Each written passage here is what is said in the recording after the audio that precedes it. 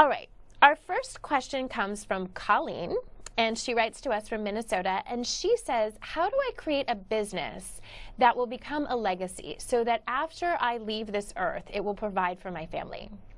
Colleen, this is such a great question.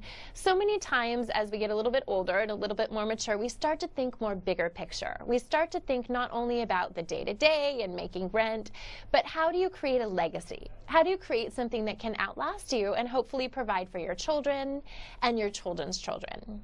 So the advice that I give to you is some that was given to me by a very powerful mentor, and that is to always start with the end in mind.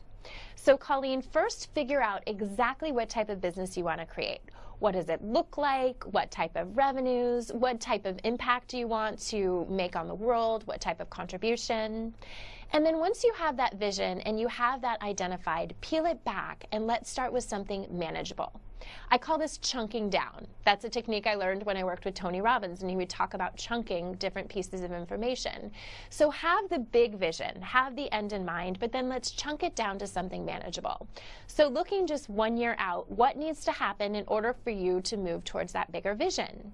And then once you've identified all of that in those steps, then look at 5 years out and 10 years out and so forth. So that is really how you create your legacy. You start with the end in mind, but then you pare it back, you chunk it down so that you have manageable pieces that you can execute on that are going to help you constantly move towards that goal. Thank you so much for writing in, Colleen, and we wish you the best of luck on your legacy project.